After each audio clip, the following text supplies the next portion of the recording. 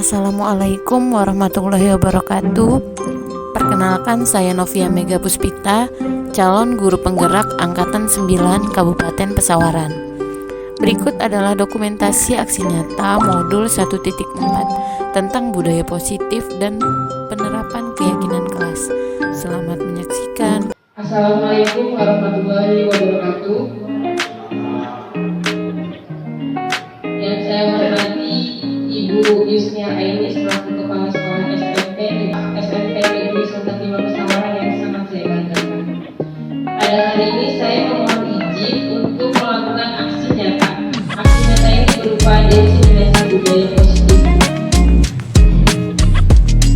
Perkenalkan, saya Novia Mega Puspita, calon guru penggerak Angkatan 9 dari Kabupaten Pesawaran, bersama Bapak Sayudi sebagai pengajar praktik dan Bapak Wibowo Yusuf MPD sebagai fasilitator saya. Baiklah, saya mulai. Begini, pendidikan guru penggerak itu mengajarkan kami tentang filosofi pendidikan belajar dewasa, di mana mengajar merupakan menuntun di segala kodrat yang ada, kodrat Arab dan kodrat zaman. Kemudian nilai-nilai guru penggerak itu ada mandiri, kolaboratif, inovatif, dan reflektif. Juga ada berpihak pada murid. Kemudian kami juga diajari dengan visi guru penggerak. Jadi guru penggerak itu memiliki visi, di mana visi itu merupakan paradigma intuisi apresiatif, dilakukan menggunakan tahapan bagja. Penasaran? Diseminasi budaya positif itu perkenalan sedikit. Ada yang namanya disiplin positif, nilai-nilai kebajikan, kemudian teori motivasi, hukuman, penghargaan, restitusi keyakinan kelas, kemudian kebutuhan dasar manusia, dan terakhir itu ada segitiga restitusi. Nah, dengan segitiga restitusi akan kita pelajari sekarang. Kalau mau lebih detailnya silakan datang pendidikan dan budaya positif. Apakah kita pernah melakukannya? Kita terapkan pada anak-anak, berarti guru.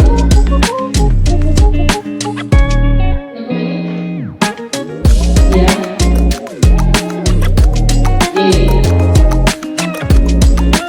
Budaya positif adalah ada nilai-nilai dan kebiasaan-kebiasaan sekolah yang berpihak pada peserta didik agar mereka dapat berkembang menjadi pribadi yang kritis, penuh hormat dan bertanggung jawab.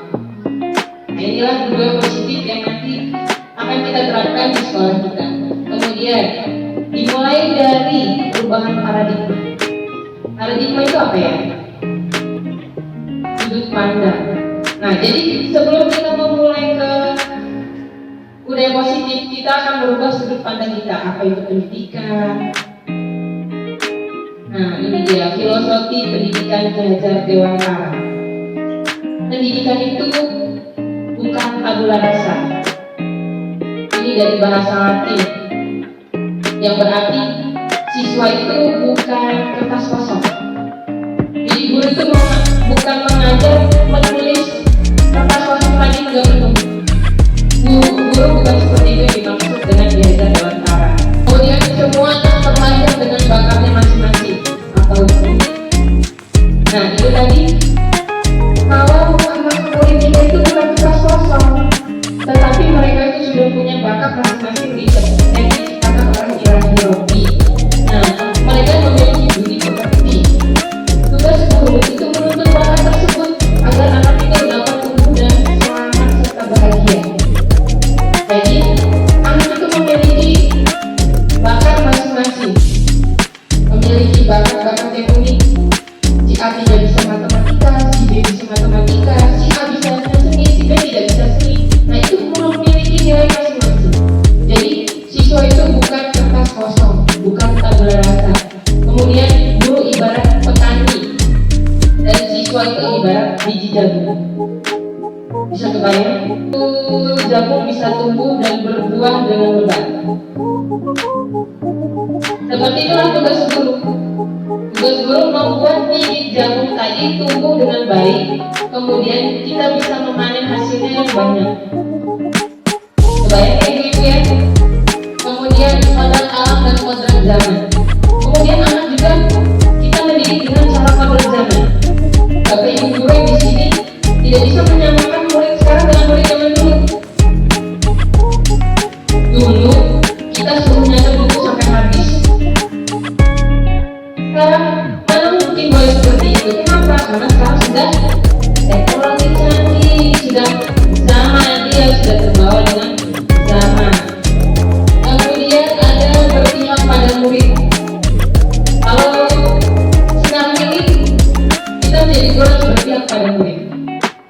kita akan bahas ke depan.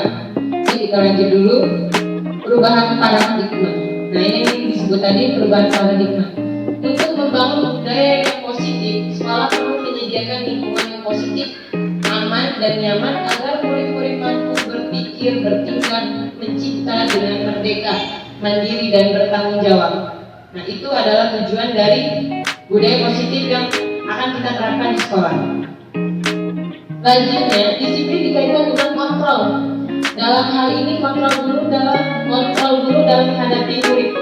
Jadi kita nanti menjadi kontrol guru terhadap murid pada budaya positif. Ada perubahan paradigma teori kontrol. Jadi menurut Dr. William Glasser dalam kontrol teori, untuk meluruskan konsepsi tentang kontrol, dulu ilustrasi guru mengontrol murid itu bahwa kritik membuat orang merasa bersalah dapat menguatkan karakter. Ya kan? Selama ini kritik dari seorang guru itu dia dapat membuat siswa merasa bersalah itu diyakini bisa menguatkan karakternya. Padahal itu tidak benar. Kemudian ada lagi ilusi bahwa semua penguatan positif, efektif dan bermanfaat. Ini merupakan suatu ilusi. Kemudian ada lagi ilusi bahwa orang dewasa memiliki hak untuk memaksa anak-anak. Ya, sampai sekarang ya, kita orang dewasa selalu memaksa anak-anak. Bahkan kita menganggap mereka ini orang dewasa bertumbuh kecil. Jadi kita orang dewasa ini memaksa anak-anak. Itulah penerapan guru yang selama ini. Kemudian kita lanjutkan perubahan paradigma. Stimulus respon. Jadi kita dulu memberi stimulus dan akan direspon sama murid. Ternyata sekarang berubah menjadi teori kontrol. Bagaimana? Realitas keguruan bahwa kita ini berbeda-beda. Itu yang pertama. Kemudian setiap orang memiliki gambaran yang berbeda-beda. Kemudian kita berusaha memahami pandangan orang lain terhadap dunia. Semua perilaku itu memiliki tujuan. Lanjut ya. Disiplin. Ada yang tahu makna disiplin? Jadi budaya positif ini erat kaitannya dengan kata disiplin. Ada yang tahu disiplin? Ibu-ibu? Disiplin aktif. Kemudian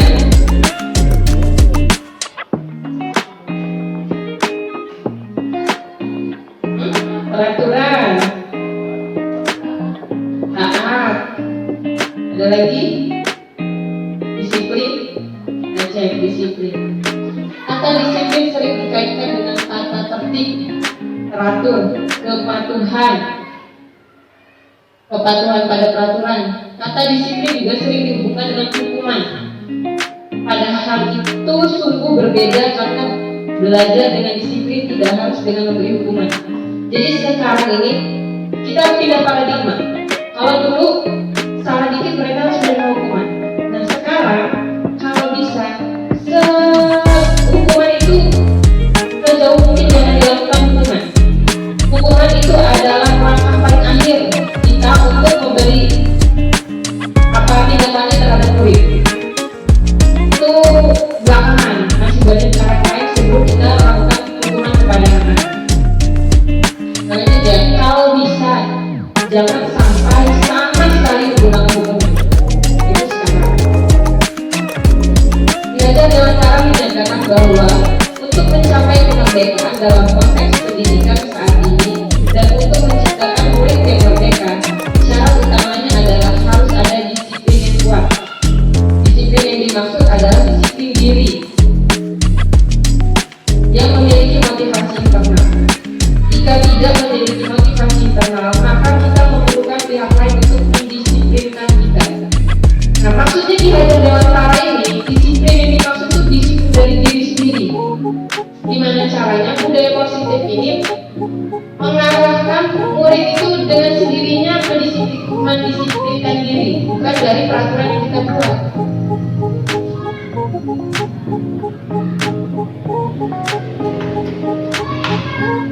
Ada teori motivasi perilaku manusia. Nah, di sini ada ternyata perilaku manusia itu ada dua motivasi. Ada eksternal, ada internal.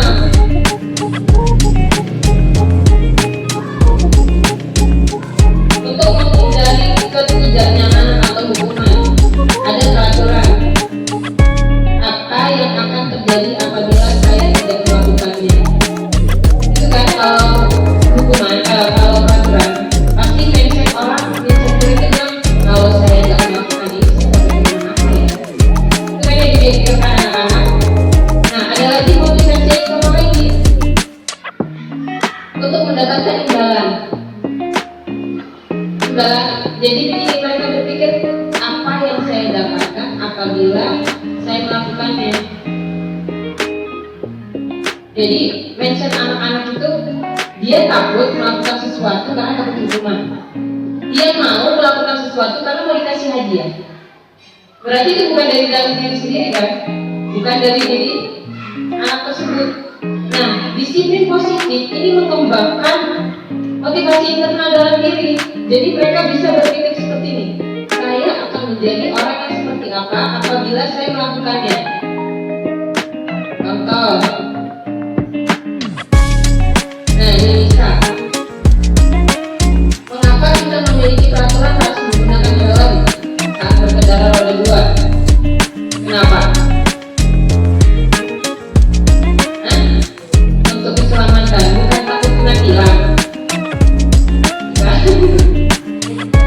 Jadi kita mau ke kota, jangan lupa bawa helm.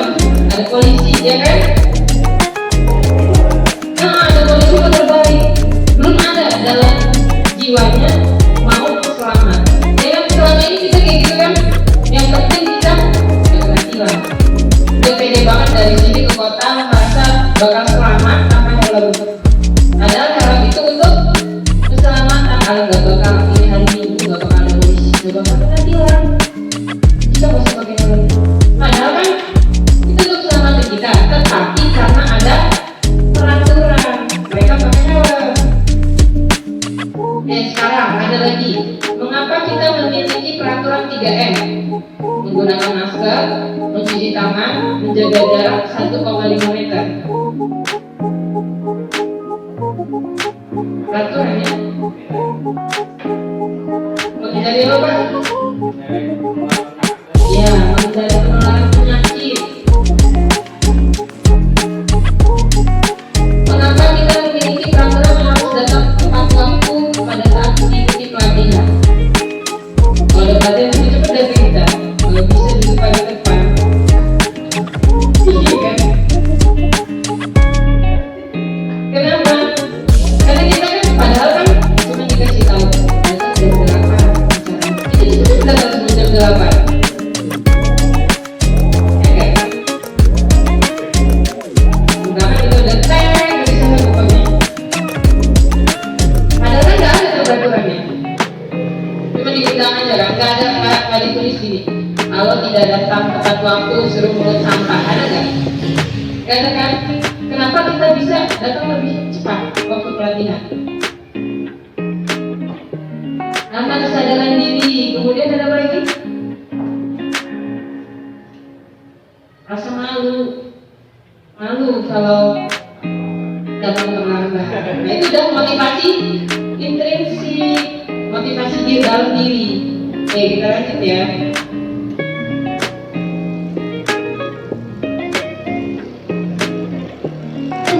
Sudah pusing belum? Belum setengah. Ini belum setengah, ada 35 slide. Ini 18 slide. Oke, ada yang disebut dengan keyakinan kelas. Keyakinan kelas adalah nilai-nilai kebajikan atau prinsip-prinsip universal yang disepakati bersama secara universal, terlepas dari suku, ras, golongan, agama. Jadi kita biasanya ditempelkan tata tertib sekolah, ya kan?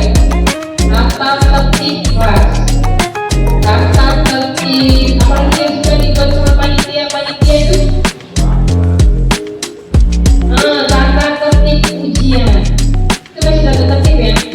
Itu masih membuat seorang pengendara motor merasa takut bertilang, ya kan? Bukan takut menyelamatkan diri saat terjadi kecelakaan. Seperti itu siswa sekarang karena masih pakai tata tertib.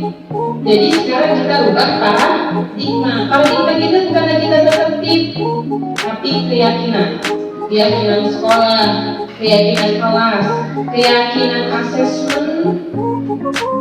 Asesmen apa itu? Yang suka di tengah semester? Ya, penilaian Jadi kita ubah lagi, jangan lagi tata tertib penilaian sumatif. Kita ubah jadi keyakinan penilaian sumatif. Penasaran nggak? Kok jadi keyakinan? Namanya keyakinan keimanan. Tapi kan ini bilang di sini terlepas dari suku, negara, bangsa, golongan, ras, dan agama. Gimana itu keyakinannya?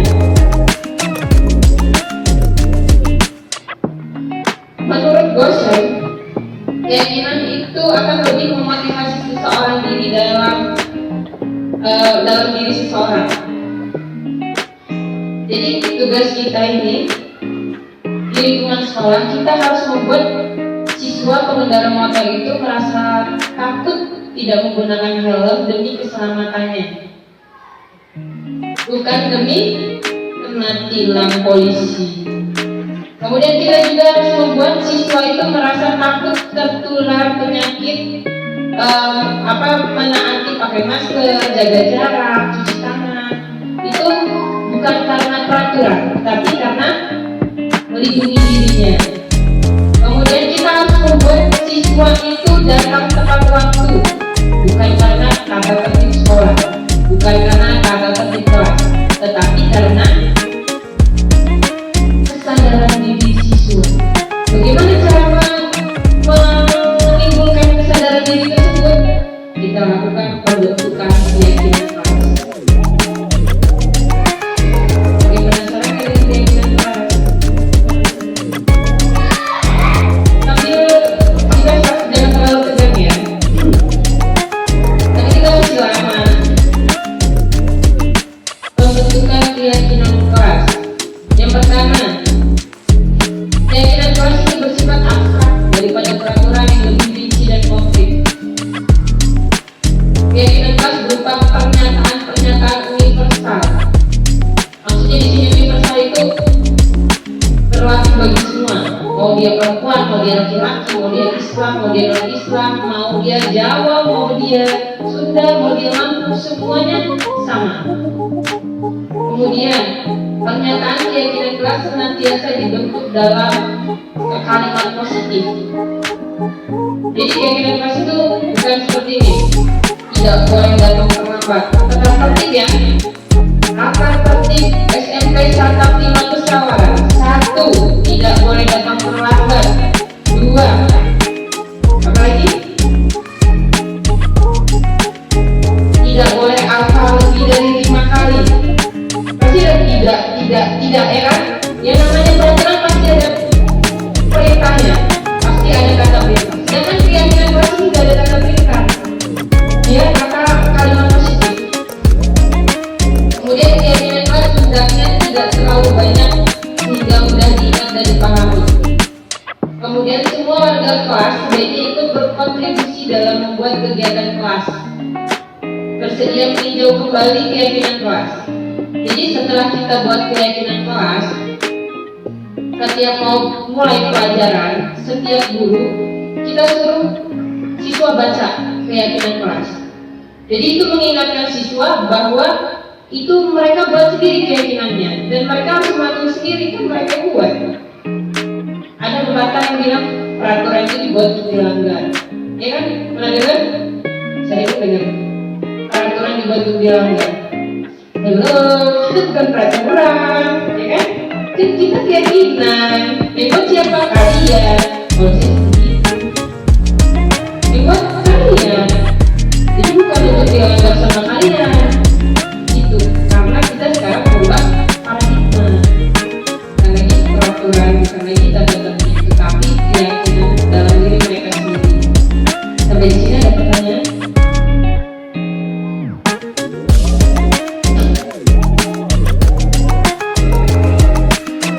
Mulai musik, sebelum saya lanjutkan materi ini saya punya waktu makan. Tebak-tebakannya gitu. Kita mau lewat ke suatu tempat, kanan jurang, kiri jurang, ada yang jaga di depan. Yang jaga ini punya celurit besar. Udah kebayang? guru bahasa Indonesia pasti pintar macam tebak-tebakan. Sudah kebayang belum? Jadi kita mau lewat nih, kanan kiri jurang. Kita nggak bisa mundur, nggak boleh mundur, bolehnya maju. Di depan itu ada penjaga pintu gerbangnya. Orangnya serem, badannya besar, terus dia bawa celurit. Dia cuma bisa berkata satu kali, cuma bisa bilang tidak. Nah, sedangkan kita mau lewat. Gimana caranya? Kita cuma boleh ngomong satu kalimat. Gimana caranya kita ngomong agar kita boleh lewat? Ya, hanya satu kalimat. Lebih dari kalimat kita dipegang sama dia. Lebih dari satu kalimat. Jadi hanya boleh satu kalimat. Masih berbahasa Indonesia. Tidak, nggak boleh lewat berarti. Kan dia cuma bisa bilang tidak. Gue lewat dia sih tidak. Kita bisa lewat. Langsung ditebas sama dia. Ya. Guru bahasa Indonesia ini pintar merangkai kata. Pokoknya dia cuma bisa ngomong tidak, tapi kita mau lewat. Kita cuma dikasih kesempatan satu kalimat. Gimana Pak?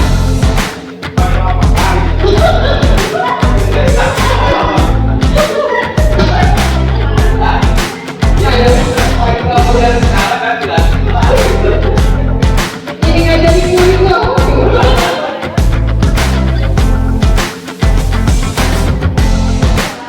Begini nih. Tidak, ini bisa apa tidak?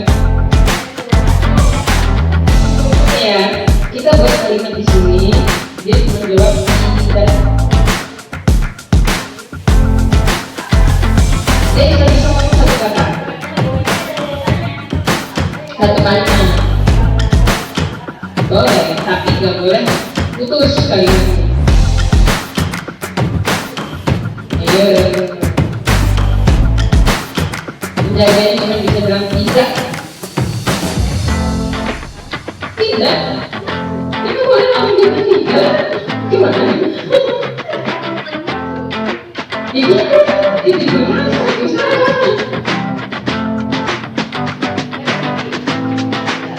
Tidak. Ayo. Tidak.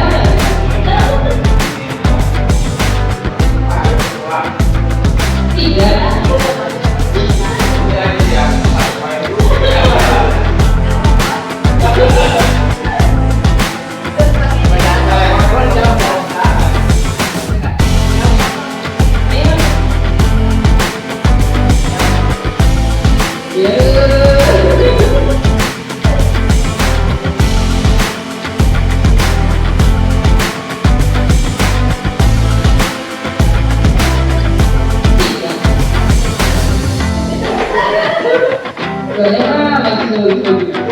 Jadi ini yang paling benar ini. Kak, saya mau lewat, mengganggu tidak? Tidak, katanya lewat kita kan kita bilang nggak mengganggu, kan? Selamat ya kita. Ih, gimana kita sini? Ya apa selamat kita semua?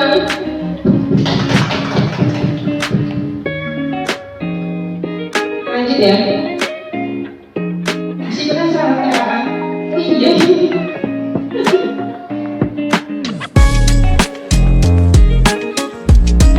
Iya.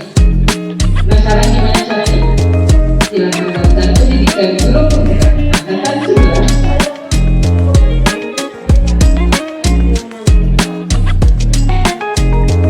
Nah, itu akan kita bahas di sini, yang disebut dengan segitiga restitusi.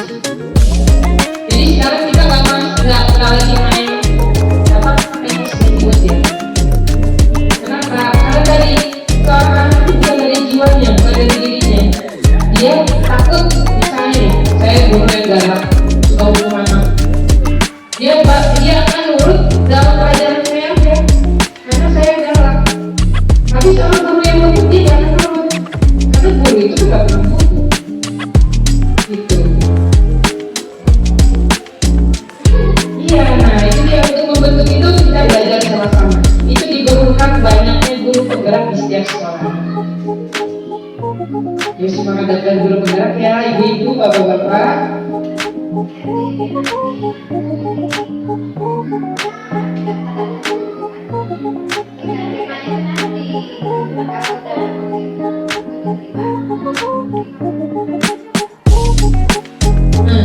Tadi pasti heran ya, apa sih nilai-nilai kebajikan? Ada yang disebut dengan nilai-nilai kebajikan, nilai-nilai yang baik untuk guru penggerak itu. Kalau ada peraturan, selalu kembalikan buku ke tempatnya. Nilai kebajikannya tanggung jawab, kemudian dilarang mengganggu orang lain, menghormati diri sendiri dan orang lain. Kita berubah paradigma yang tadinya kita peraturan jadi keyakinan kelas nilai kebajikan. Ada di sekolah 15 menit sebelum pelajaran dimulai, menghormati orang lain, komitmen pada tujuan, berkomitmen, kemudian dilarang melakukan kekerasan, keselamatan dan menghormati orang lain. Ini contoh-contoh peraturan dan nilai-nilai kebajikan. Nah, ini pembentukan keyakinan kelas.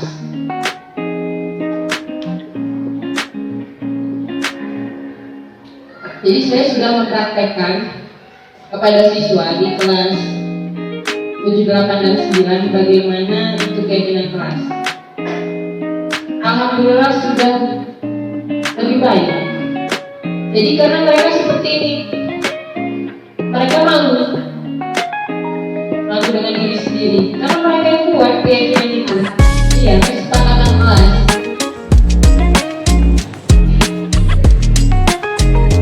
Jadi saya puterin video ya.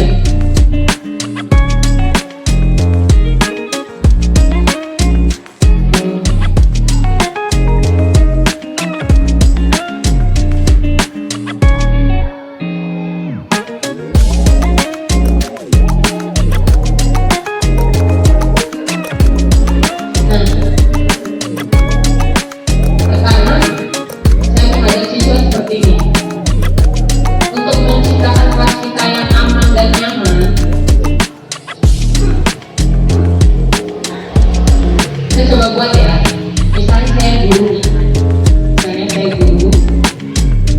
bapak ibu di sini muridnya. Jadi kita buat ya, keyakinan kelas.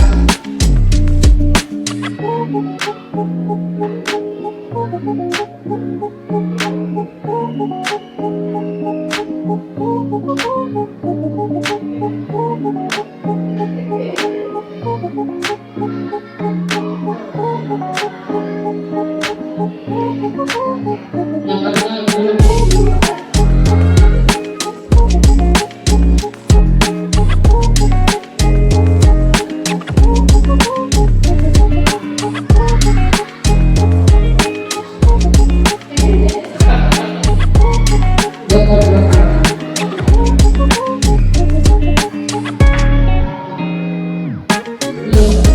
Karena belum bergerak semua loh guru-gurunya, ya. Guru-gurunya itu belum bergerak.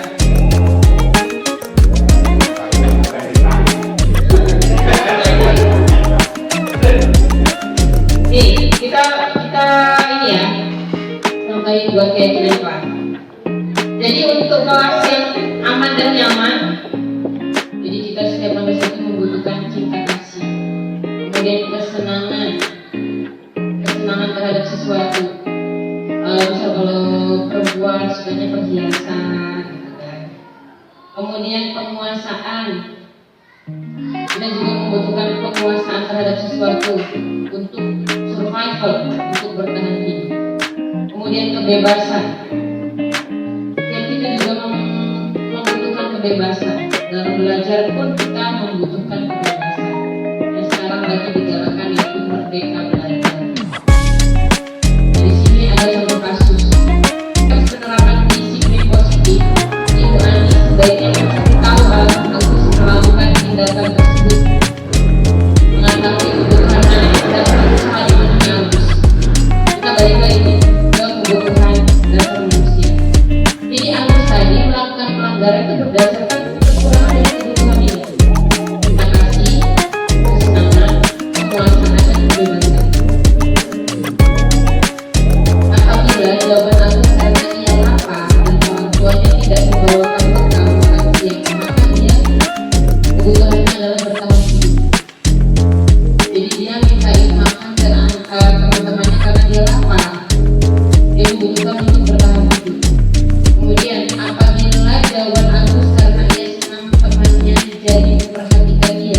berarti dia membutuhkan cinta dan kasih sayang.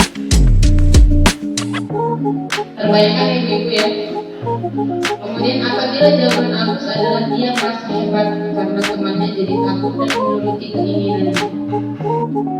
Bosan bu, pepek aja di rumah ibu. Ini aja juga. Akhirnya dia minta sama temannya. Jadi ibu di sini kalau membawakan bekal anaknya di rumah, itu diperhatikan ya, jangan sampai seperti Agus.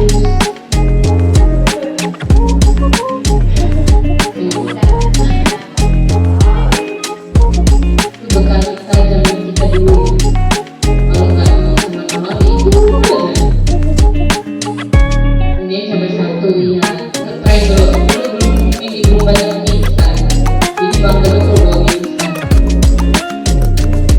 Selanjutnya, apabila jawaban Agus adalah karena bisa berjalan, dia menikmati ekspresi wajah temannya yang besar karena makanannya diambil. Berarti dia membutuhkan kesenangan.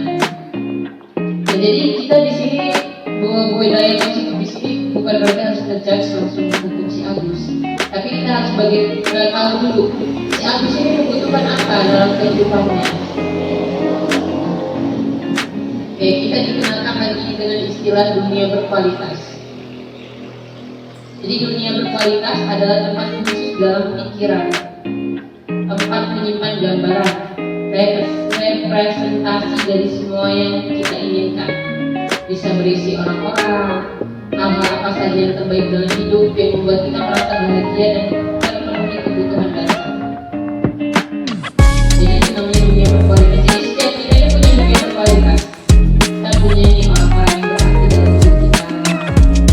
Kita punya apa hal-hal yang membahagiakan kita. Kita punya tujuan ya, yang mau kita cari. Itu dunia berkualitas kita. Oke, saya akan membantu ibu-ibu, bapak-bapak di sini sekalian untuk menentukan dunia berkualitas.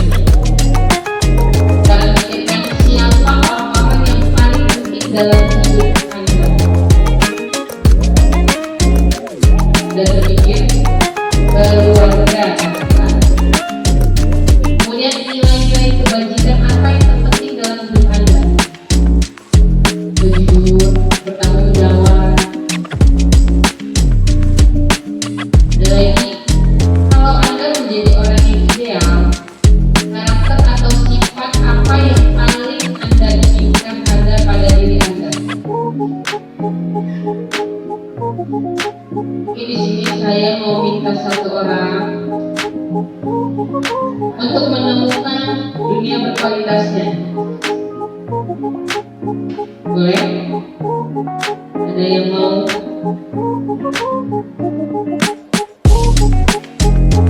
Ini ibu kepala sekolah mau menemukan dunia berkualitasnya.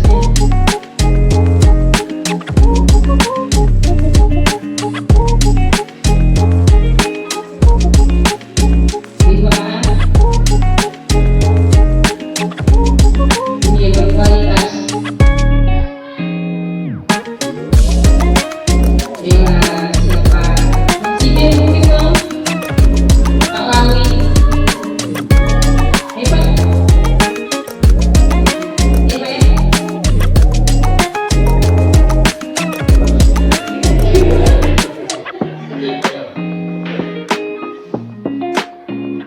Pak Wali ini pasti sudah apa pencapaian yang sangat Anda banggakan. Pak Wali itu sudah banyak pengalamannya, sudah banyak yang membuat dibanggakan.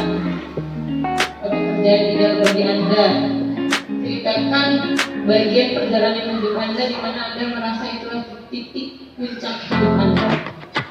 Apa yang paling bermakna dalam hidup Anda?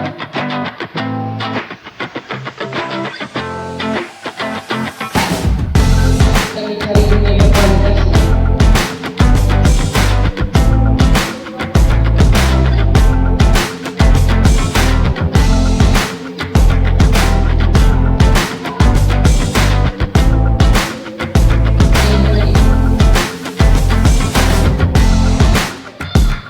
Dulu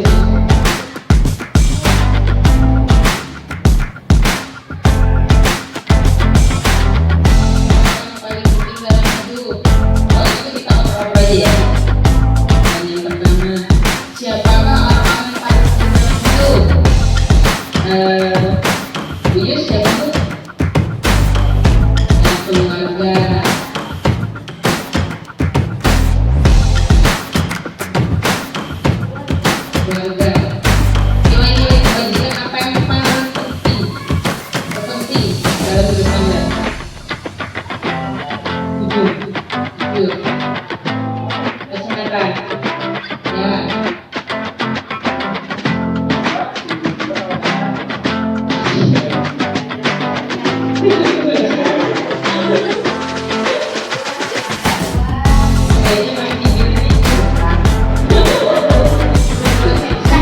faktorku.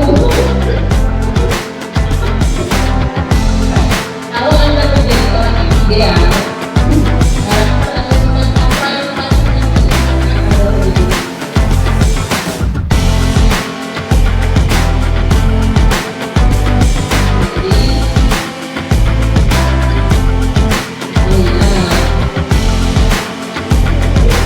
Lagi mengaji atau pencapaian Anda yang sangat Anda banggakan. Misalnya mungkin udah berusia itu sampai memiliki pencapaian yang dibanggakan. Banyak loh Bu Yusi. Pribadi karena kan tadi Anda ya. Bagi saya bisa berbangga hati apabila bisa mengantarkan keluarga saya bersama anak saya ke titik yang tertinggi sesuai dengan cita-cita mereka, sesuai dengan keinginan mereka, bisa membuat anak-anak bahagia. Yang jelas itu tidak hanya kepada anak-anak yang sudah besar, kalau membuat anak-anak berbahagia ya membahagiakan anak-anak yang masih kecil-kecil itu adalah bisa kita banggakan. Contoh membawa anak bertamasya ya, beli-beli itu kayak Bu kayak Bu apa Bu Novia misalkan ya membawa anak bermain dan sebagainya. Itu kan menjadi suatu kebanggaan, kita juga bisa membuat anak-anaknya menjadi bahagia. Jadi bukan kebahagiaan itu bukan hanya milik orang tua atau milik kita yang namanya anaknya sudah berhasil, tetapi membuat anak-anak kita yang masih kecil pun nyaman, ya senang, bahagia, bisa berakal sehat. Itu adalah suatu kebanggaan bagi kita. Kalau kita dilihat anak kita sehat, ya kan, tidak banyak masalah dalam kesehatannya, itu juga sudah bisa membuat kita bangga. Bangga dalam apa? Dalam tentunya mengurus keluarga kita. Rumah kita terlihat aman, nyaman, itu suatu kebanggaan. Ya. Jadi kalau ada orang yang datang, kita bangga kalau ada orang hadir di rumah kita merasa nyaman gitu dengan lingkungan rumah kita. Nah ini juga bisa menjadi suatu kebanggaan bagi kita melakukan sesuatu bisa untuk menyenangkan hati orang. Itu juga suatu kebanggaan. Itu saja, saya kira banyak yang lain ya Bu ya yang bisa membuat kita menjadi bangga. Terima kasih. Terima kasih Bu Kepala Sekolah. Jadi pencapaian yang membuat kita bangga sebagai seorang ibu ya tadi ya. Oke, selanjutnya apa pekerjaan ideal bagi Anda? Itu kita guru ya. Ada pekerjaan lain yang Bapak Ibu sebelum ideal.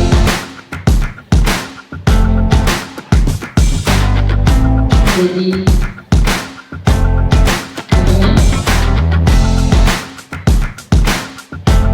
bagi kita, ideal bagi diri kita dulu ya. Ceritakan bagian perjalanan hidup Anda di mana Anda merasa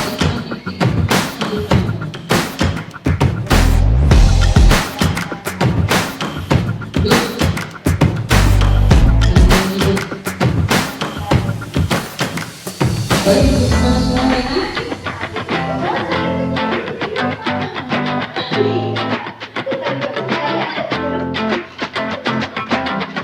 Jadi pada bosan berat saya. Kalau dalam perjalanan hidup itu tentu ada suka dan duka. Ya. Jadi menjadi titik puncak hidup Anda. Merasa itulah titik puncak. Apabila kita bisa bangkit ya dari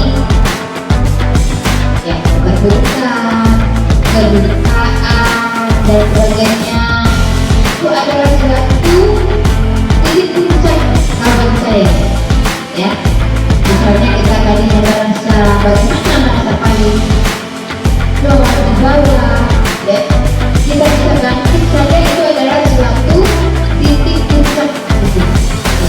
saya ya, tentu bagi yang lain juga barangkali begitu ya, karena hidup ini ada suka dan dukanya. Kalau suka ini, kalau yang suka-suka ini artinya yang senang-senang ini orang biasa-biasa saja ya. Tapi kalau kita bangkit dari yang duka, yang keterpurukan dan sebagainya, itulah titik kita yang paling tinggi ya, merasa kita sepertinya berhasil gitu, berhasil dalam apa ya, melewati apa yang kita alami ya. Kemudian kesusahan apa yang kita alami, kita bangkit dari itu adalah suatu titik puncak dalam hidup kita. Itu tadi mengantarkan keluarga ya, kemudian dengan pekerjaan kita bisa membuat anak-anak ini mengerti ya, apa yang kita sampaikan itu pun adalah kebahagiaan bagi kita ya. Kita merasa bahagia ya, membuat anak-anak kita ini bisa paham dengan apa yang kita sampaikan ya, mereka bisa berhasil, itu pun merupakan titik puncak bagi kita ya, bisa menjalankan tugas kita dengan sebaik-baiknya. Itu merupakan titik puncak hidup kita sebagai guru. Tuh, jadi banyak saya kira yang bisa ditambahkan barangkali oleh Tuhan. Karena Tuhan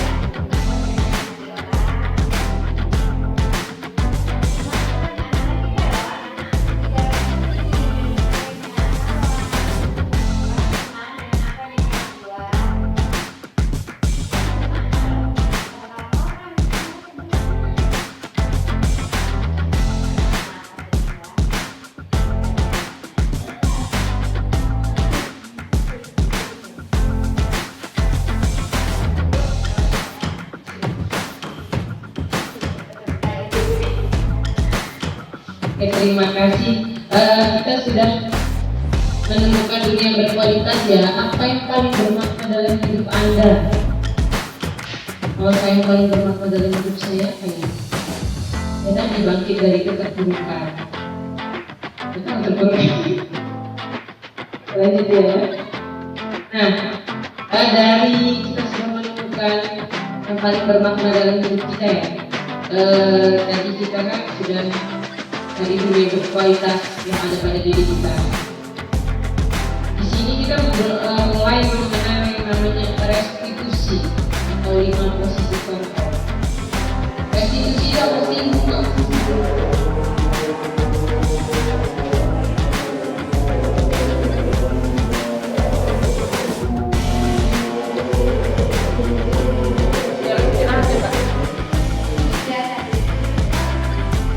Oh udah. Tuhan yang telah memberikan pencerahan kepada kita ya. Sampai di sini masih ada keyakinan kelas yang mau ditambahkan?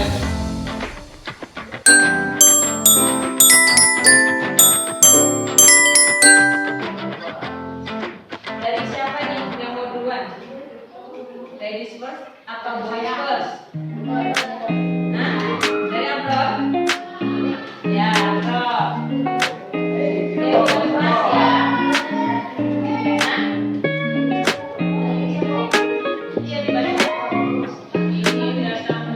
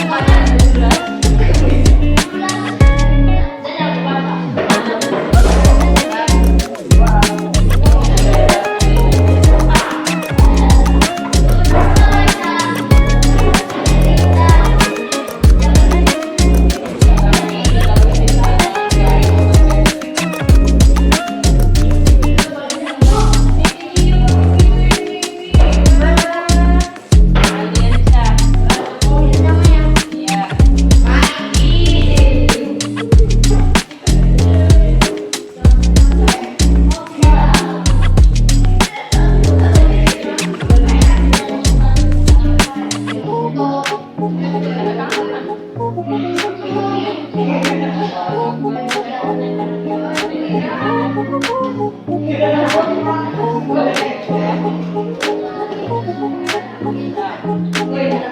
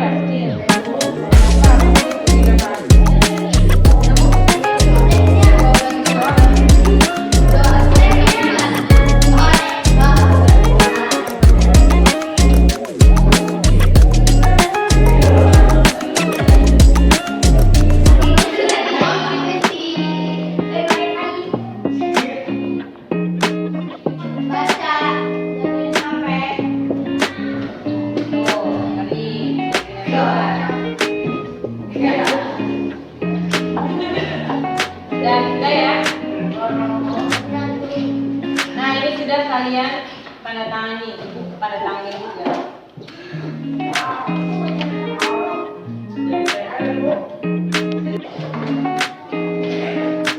Nah, ini keyakinan kelas yang buat siapa? Kalian sendiri dan disepakati bersama ya. Kalau ada yang melanggar berarti kita punya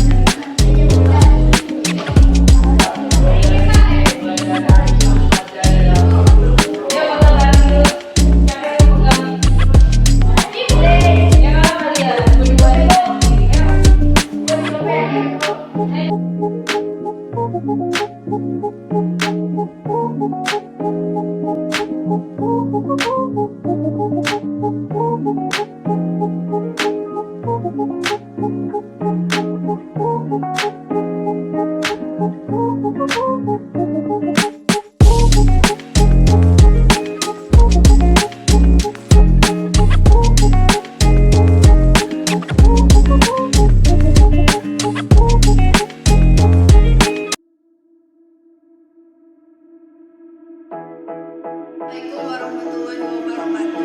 Perkenalkan, nama saya Rahmayanti dari kelas 8. Setelah adanya keyakinan kelas kami menjadi lebih baik dari sebelumnya. Assalamualaikum warahmatullahi wabarakatuh.